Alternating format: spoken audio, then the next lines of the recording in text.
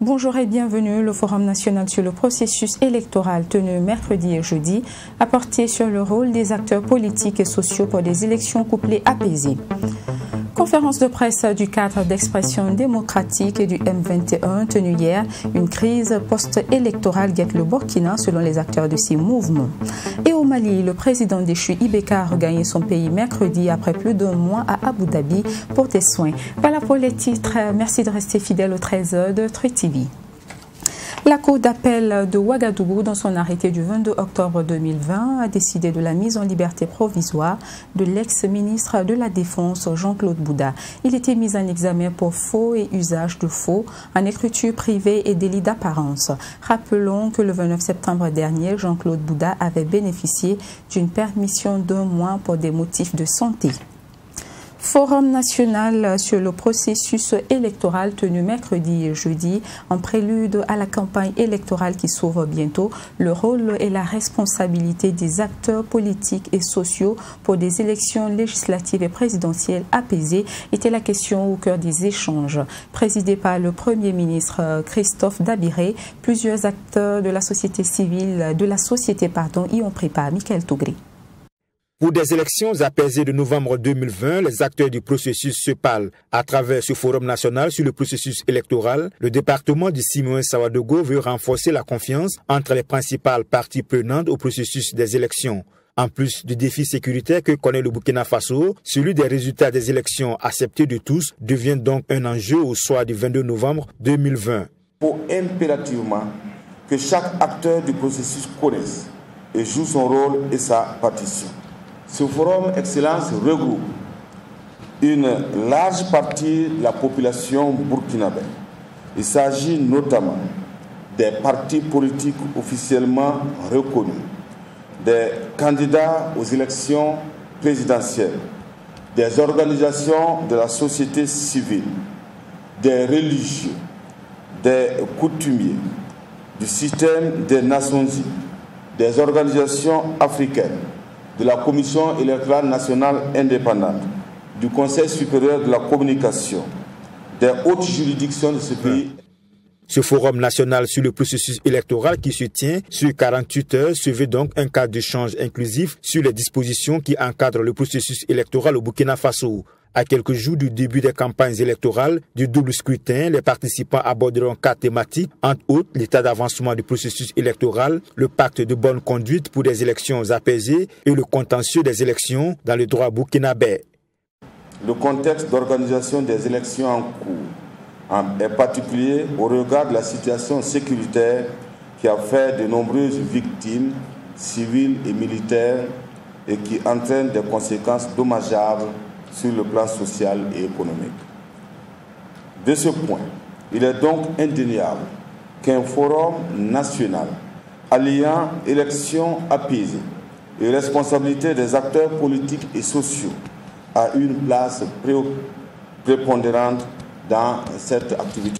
Pour des élections de novembre 2020 apaisées au Burkina Faso, toutes les parties prenantes au processus devront donc, au sortir de ce forum, définir un ensemble de recommandations. Et les participants sont donc appelés à leur responsabilité et esprit patriotique pour éviter une crise post-électorale au Burkina Faso déjà confronté à une crise sécuritaire.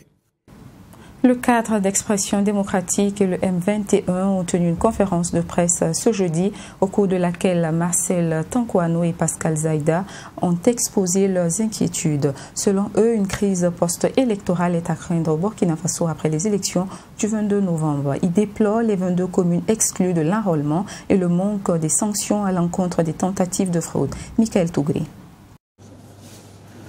Pour Pascal Zaïda et Marcel Tankwano, les signes d'une crise post-électorale au Burkina Faso sont évidents. Sur le terrain, des faits pour étayer leurs inquiétudes sont la violation de l'article 48 du Code électoral par tous les acteurs politiques, la non-prise de sanctions contre les tentatives de fraude lors de l'enrôlement et les cas de Zignaré, Boussé, comme s'il est resté impuni, pourraient être des sources de crise électorale. Des citoyens qui sont allés se faire enrôler par-ci, par-là. Or, c'est un élément qui est bien interdit par l'article 48 du Code électoral, qui dit que, au-delà de votre résidence, soit vous avez des intérêts économiques, ou du moins pour d'autres motifs valables, vous ne pouvez pas venir vous inscrire ailleurs.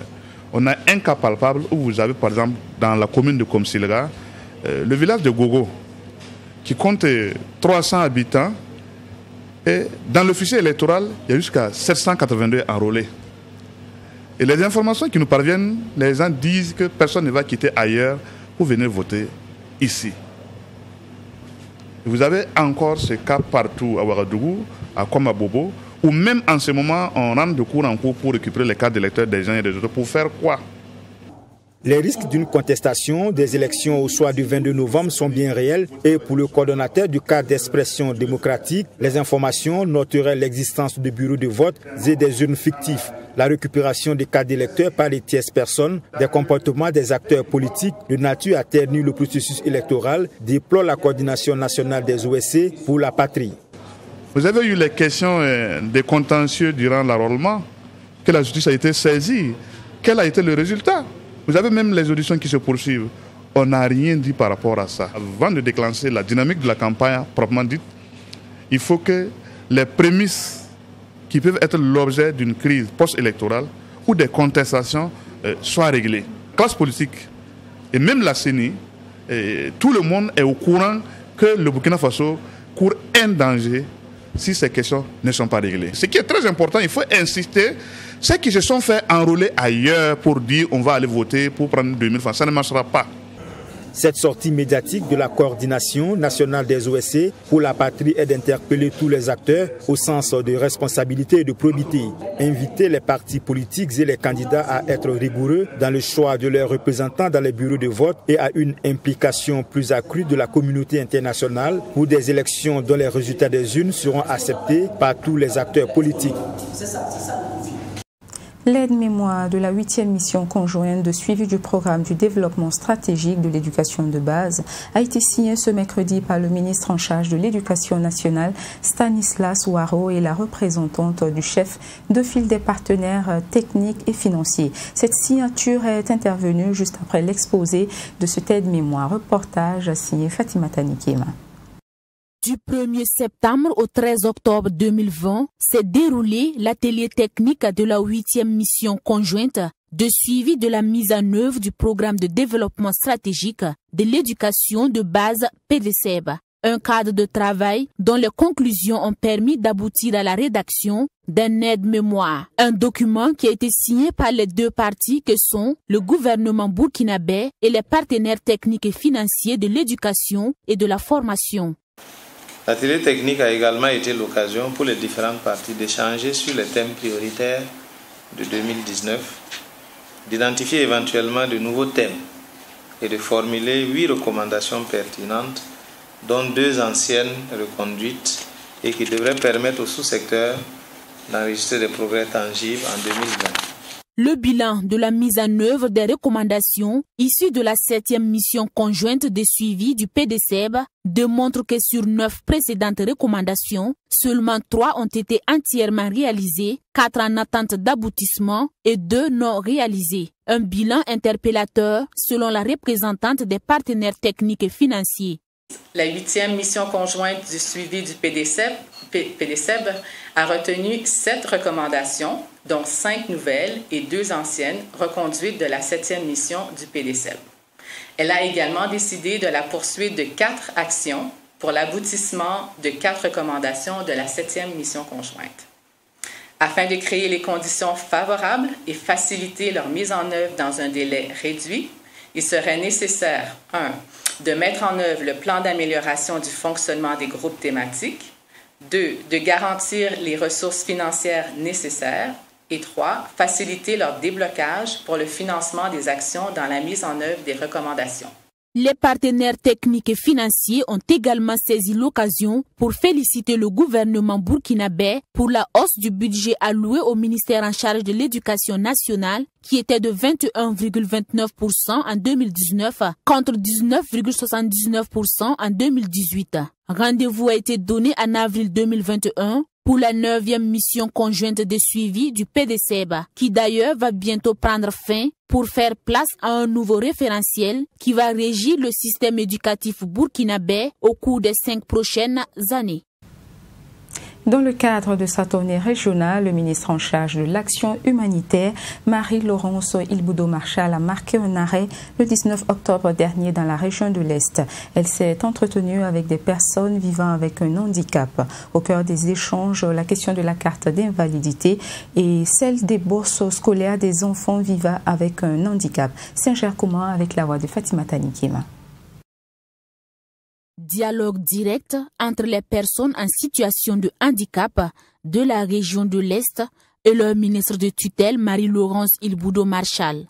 Lors de cette rencontre, elles ont égrené leurs doléances qui étaient axées, entre autres, sur la question de la prise en charge sanitaire et de l'accès au crédit. Les tables d'accouchement au niveau de nos structures sanitaires.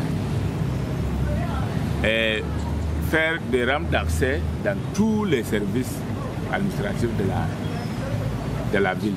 Financière, c'est appuyer aussi, après les AGR que nos membres gagnent, nous voulons qu'ils essaient d'octroyer plus de moyens à des entreprises qualifiées pour les handicapés.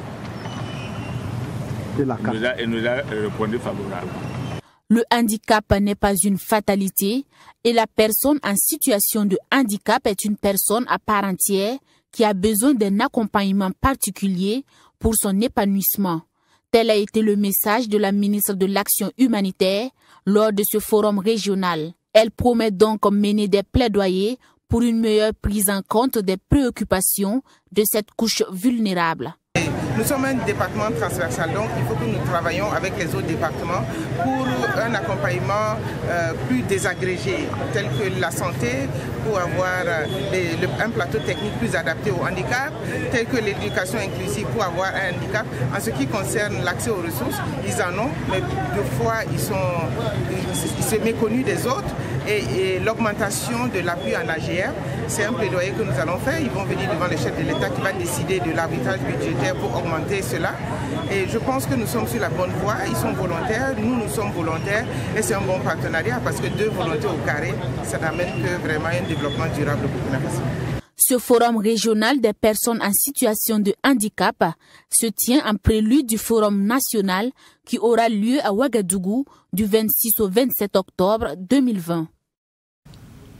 Le Premier ministre Christophe Dabéré a posé mardi dernier à Bobo-Dioulasso la première pierre du 2e centre hospitalier universitaire de la ville qui coûtera environ 60 milliards de francs CFA. D'une capacité d'accueil de 500 lits, ce centre hospitalier de référence sera construit dans le village de Pala situé à la sortie de Bobo-Dioulasso. Joseph Koudgo, notre correspondant à Bobo-Dioulasso. C'est finalement Pala, village rattaché à la commune de Bobo-Dioulasso, qui a été choisi pour la construction du nouveau centre hospitalier universitaire de référence. C'est la concrétisation d'une vision.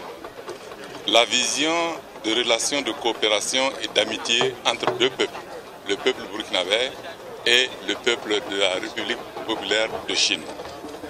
Et ces relations de coopération et de fraternité, c'est entre 2 hommes, le président chinois et le président du Faso.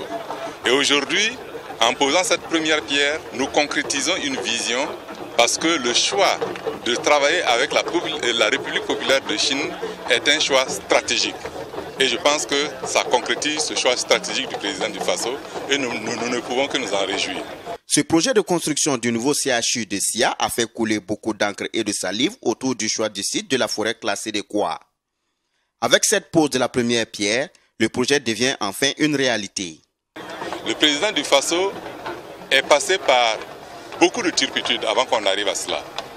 Il aurait pu décider d'abandonner, de baisser la garde et de dire bon, on va chercher ailleurs parce que nous avons des difficultés au niveau de la région des Hauts-Bassins. Mais il a tenu à ce que cet hôpital soit construit sur le site de Koua, ou si vous voulez, sur le site de Pala, parce que c'est de cela qu'il s'agit, parce qu'il est convaincu que c'était un acte fort et de reconnaissance en direction des populations de la région des Hauts-Bassins. La construction de cet hôpital se veut le symbole de vitalité de la coopération et de l'amitié entre la République populaire de Chine et le Burkina Faso. Je pense que le gouvernement a toujours pris notre engagement et on va respecter strictement. Et aujourd'hui, c'est vraiment un redémarrage avec vraiment une concertation unanime sur le site et aussi sur le respect de protection de l'environnement. Et je pense qu'avec cette nouvelle motivation, avec ce nouveau coup d'envoi, on peut aborder non seulement une infrastructure nouvelle, mais aussi plus d'effets positifs collatéraux pour le nouveau emploi, pour le nouveau service médical, pour la nouvelle technologie médicale et ainsi d'autres. D'un coût estimé à 60 milliards de francs CFA, avec un délai d'exécution des travaux de 36 mois, ce CHU sera bâti sur une superficie totale de 30 hectares. La conférence inaugurale de la fête nationale entrant dans le cadre des festivités du 11 décembre s'est tenue le 17 octobre dernier. Elle a lancé une série d'activités dans la région des Cascades. Présidée par la ministre Adja Fatimata Ouattara, le thème retenu cette année a été « Cohésion nationale et engagement patriotique pour un développement durable du Burkina Faso dans un contexte d'insécurité et de Covid-19 ». Joseph Koudgou, notre correspondant à Banfora. Cette conférence inaugurale marque le lancement des activités entrant dans le cadre des festivités du 11 décembre 2020. Une activité placée sous la présidence de la ministre du Développement de l'économie numérique et des postes, représentant le Premier ministre. Son Excellence m'a chargé donc de transmettre aux filles et aux fils de la région à plus d'engagement pour vaincre cette crise sanitaire à coronavirus, à plus d'engagement pour accompagner le gouvernement à vaincre donc le terrorisme. Mais il dit qu'il faut encore plus d'engagement pour mobiliser les ressources pour non seulement faire face aux crises, mais aussi continuer dans le développement économique et social. Mais il dit qu'il faut encore plus d'engagement pour mobiliser les ressources pour non seulement faire face aux crises, mais aussi continuer dans le développement économique et social. Cohésion nationale et engagement patriotique pour un développement durable du Burkina Faso dans un contexte d'insécurité et de Covid-19, c'est le thème retenu pour ce cadre d'échange. Chaque année, le gouvernement arrête un thème en fonction des préoccupations du moment. Comme vous le savez, le thème de cette année, les mots-clés sont quoi? Cohésion nationale, engagement patriotique, et vous avez également le développement durable, vous avez l'insécurité et la maladie à coronavirus.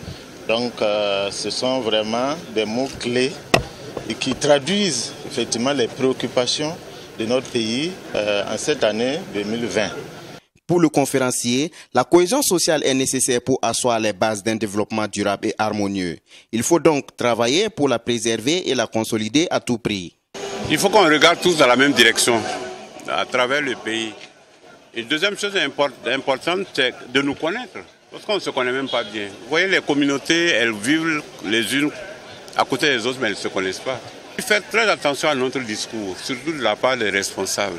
Ce que le président du Faso dit, le Premier ministre, le président de l'Assemblée, un ministre, un gouverneur, un haut-commissaire et un maire, c'est toujours un message de l'État. C'est dans le discours que l'unité nationale se construit. La cohésion commence par le discours que nous tenons. Et tout ce qui a une certaine responsabilité, je vais parler par là des dirigeants, mais également les responsables des communautés confessionnelles. Toujours dans le cadre de ces activités commémoratives du 11 décembre 2020, 3 autres panels ont été organisés à Nyangologo, à Sendou et à Banfora. L'objectif étant d'inciter les populations à s'approprier des enjeux du thème et à travailler pour un vivre ensemble dans la paix. Les capacités d'intervention des sapeurs-pompiers du Burkina se sont renforcées. À travers le ministre de la Défense, l'ONG L'Amitié del Burkina et Rose Energy Construction ont offert 4 véhicules à la Brigade nationale des sapeurs-pompiers. C'était hier au sein de la 8e compagnie d'incendie et de secours de la BNSP, Mami Triana Kamabou. Ce sont au total 4 véhicules qui viennent renforcer les capacités opérationnelles de la Brigade nationale des sapeurs-pompiers. C'est un acte de générosité de l'ONG Amis del Burkina et l'entreprise Road Energy Construction qui va contribuer à la protection des populations du Burkina Faso. Le ministre d'État de la Défense nationale et des anciens combattants a saisi cette occasion pour réitérer sa reconnaissance à ses partenaires dont les efforts ont rendu possible ce don. Et le porte-parole du gouvernement d'encourager les acteurs économiques à emboîter le pas de ce donateur. L'État a certes une responsabilité importante dans la protection civile, mais aujourd'hui nous avons des acteurs économiques, nous avons des puissances financières qui doivent être capables également de sortir de cet espace-là et d'accompagner nos forces de défense et de sécurité et plus particulièrement les soldats du feu comme on les appelle. Donc c'est l'occasion de féliciter les donateurs, c'est l'occasion également d'encourager nos forces de défense et de sécurité qui sont, parfois on l'oublie, au quotidien de nos vies. C'est vrai qu'ils sont au feu dans la guerre contre le terrorisme, mais ils sont également au feu dans nos accidents de la circulation, dans nos incendies au quotidien, dans les provinces, dans les inondations, et c'est ceux qui apportent le secours. Donc la contribution nationale et la solidarité nationale sont essentielles pour maintenir cette lutte-là. D'une valeur de plus d'1 milliard de francs CFA, ces moyens roulants qui ont été remis officiellement à la Brigade nationale des sapeurs-pompiers est composé de plusieurs types de véhicules. Ces 2 engins d'incendie qui servent à éteindre les feux d'incendie, un camion-citerne qui transporte de l'eau potable de consommation qu'on peut utiliser pour servir la population dans les zones défavorisées en cas d'événement ou bien pour servir notre propre personnel. Et l'autre engin, c'est une échelle automatique d'une longueur de 30 mètres qui permet de faire les sauvetages dans les immeubles d'une hauteur de 30 mètres maximum et aussi de pouvoir faire des extinctions dans les zones inaccessibles en mettant les lances d'incendie au niveau de l'échelle. Et au regard de la qualité des véhicules offerts, le ministre en charge de la Défense nationale a invité les bénéficiaires à en prendre grand soin. Et le commandant de la Brigade nationale des sapeurs-pompiers de rassurer le ministre que ces véhicules seront utilisés rapidement par les unités de la Brigade nationale de sapeurs-pompiers. Rentrée académique ce 22 octobre de l'Institut de formation Colbert. C'était l'occasion de prise de contact entre les étudiants et enseignants ainsi que l'administration. La rentrée effective est prévue pour le lundi 26 octobre, mais en attendant, retour sur l'ambiance de cette rentrée académique avec Fatima Tanikima.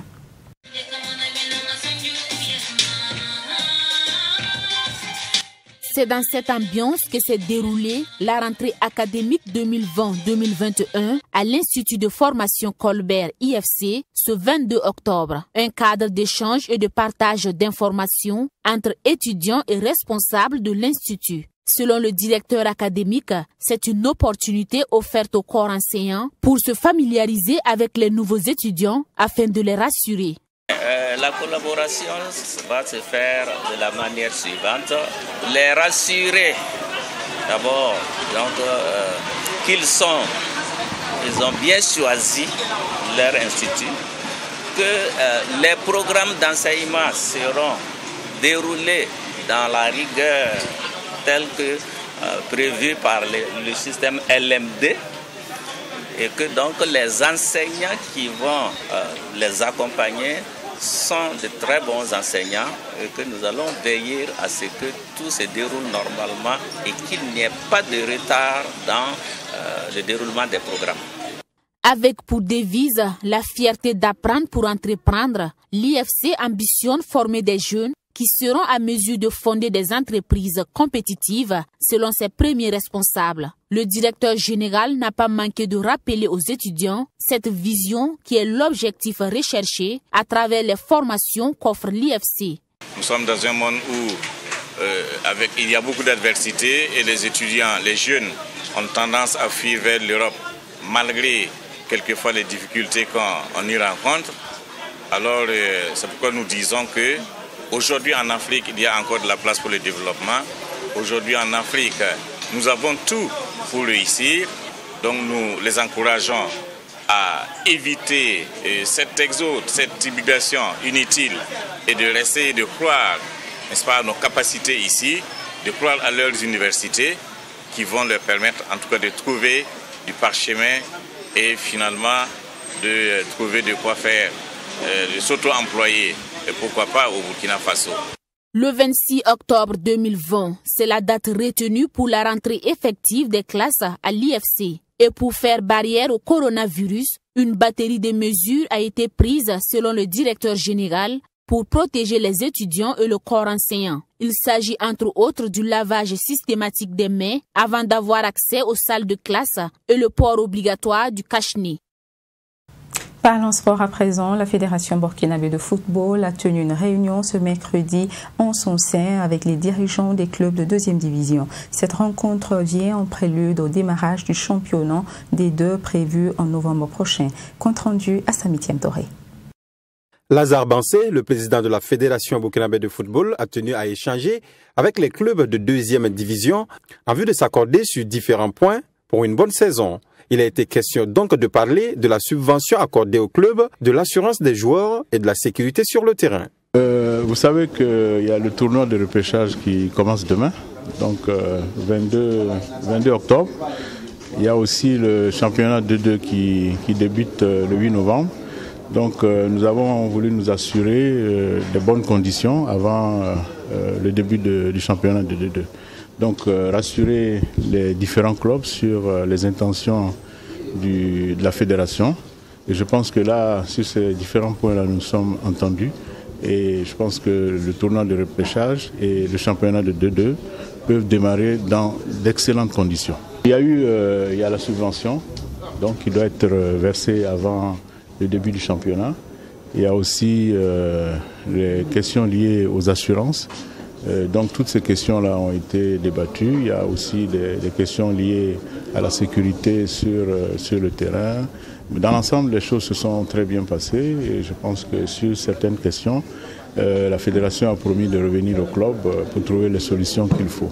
Ces clubs de 2e division étant mis à l'honneur et considérés au vu des échanges se disent satisfaits dans l'ensemble. Selon le président de Jeunesse Club de Bobo Dioulasso, les équipes sont prêtes pour démarrer le championnat. Je crois que les clubs ont été suffisamment éclairés sur les conditions de reprise, les conditions de traitement et puis le déroulement du championnat. Je crois que c'était une bonne réunion.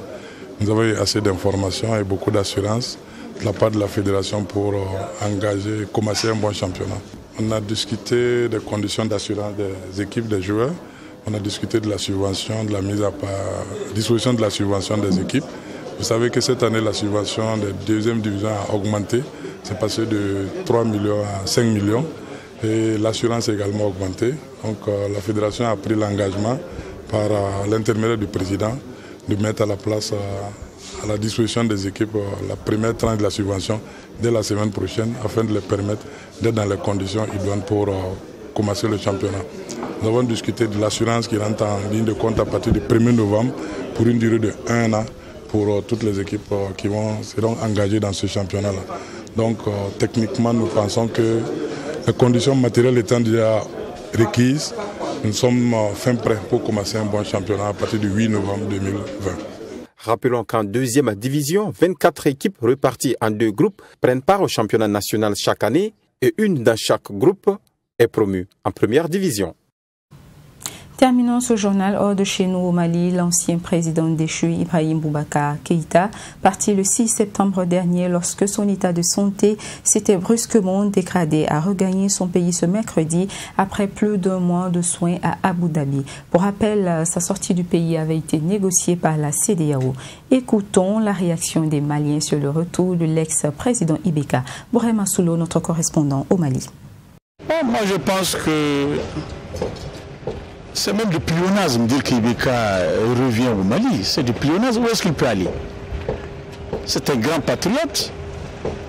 Il n'a aucun pays ici sur le Mali. Il n'a qu'une seule nationalité, la nationalité malienne. Où est-ce qu'il peut aller si ce n'est pas le Mali? Vraiment, moi, je ne comprends pas même le fait que les gens pensent qu'il pourra un seul jour fuir de ce pays-là parce que simplement il a quitté le pouvoir. Que non, Ibeka est un homme honnête, un patriote, peut-être l'un des plus patriotes des Maliens. Et je ne vois pas ce qu'il se reproche ou ce que la justice lui reproche. Ce retour, on pourrait dire aussi que c'est... D'un côté, la CEDEAO a respecté son engagement. Le fait qu'on l'a laissé partir, on lui a laissé partir pour aller subir des soins et qu'il soit de retour, c'est une bonne chose. On peut aussi remercier la CEDEAO pour ce fait. Bon, je pense que c'est une très bonne chose, puisque lors de la fin de son régime, il était dans un état pas mal, il était un peu malade, puisqu'il a eu la chance, on l'a laissé partir, se faire soigner. Je crois qu'il a tenu parole, puisqu'il a laissé faire soigner puis revenir. Et cela peut contribuer à apaiser le climat social et politique, puisqu'il est issu d'un parti politique. Déjà que le parti a pris acte du coup d'État, bon, cela aussi a apaisé les tensions sociales. Je crois que son retour est une bonne chose. Je crois que son retour, il doit profiter pour se reposer et prier pour la stabilité du pays. Et c'est la fin de cette édition que j'ai eu plaisir à vous présenter. D'excellents programmes vous y attendent. Très bon début de week-end sur Truth TV.